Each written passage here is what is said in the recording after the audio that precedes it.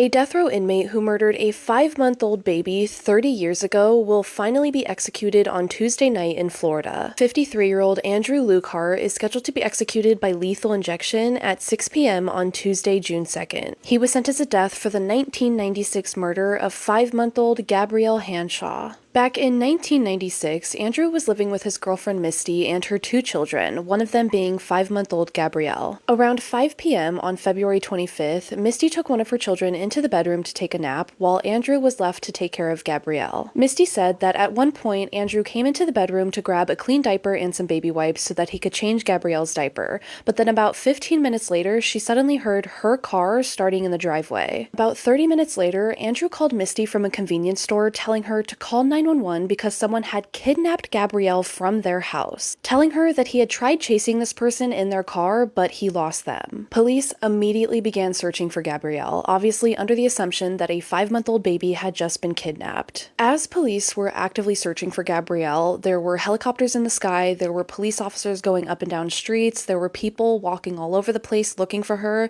As this was happening, Andrew suddenly showed up to the home of a highway patrol officer and told him, "I am the one that they are looking for." The officer immediately put him in handcuffs and tried to ask him several times where the baby was, but Andrew refused to answer any questions and kept asking for a lawyer. The next day, he confessed to police that he had accidentally killed Gabrielle, telling him that he was holding her and changing her diaper when she suddenly squirmed and he dropped her on her head.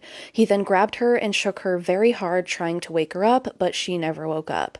When he realized that she was dead, he panicked and left the house, throwing her body in a shallow pond. But when an autopsy was done on Gabrielle, it was discovered that she had much more extensive injuries than what Andrew had claimed, so it was obvious that he was not telling the truth about what exactly happened. He claimed that he only dropped her on her head once, but the autopsy revealed that she had 5 separate blunt force impacts to the head, 2 of which caused skull fractures, and that's what killed her. The medical examiner testified that these skull fractures would have been caused by hard blows with a closed fist, and it is not possible that these injuries were sustained from being dropped on her head. At his trial in 1997, Andrew actually chose to testify in his defense and once again changed his story on what actually happened. He testified that while he was changing Gabrielle's diaper, she kept pushing up on her elbows, so he forcefully and repeatedly pushed her head and neck onto the floor, saying, quote, "until the last time I did it and she stopped moving. She was just completely still." The jury at his trial found him guilty of Gabrielle's murder, and during the sentencing phase, it was discovered that just 2 years before Gabrielle's murder, he was also charged with the aggravated child abuse of another child. In 1994, an 8-month-old baby that was in his care was hospitalized with severe head injuries, retinal hemorrhages, broken ribs,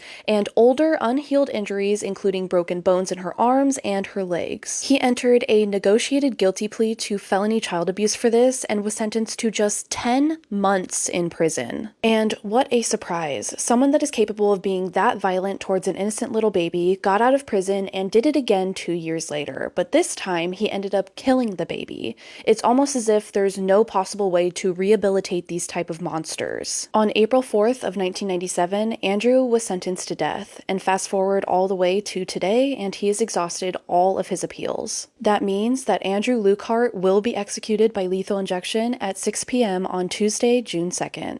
Of course, before I end this video, I do want to take a moment to send my deepest condolences to any of Gabrielle's loved ones. I am so incredibly sorry for your loss, and I'm so sorry that you have to relive this all over again.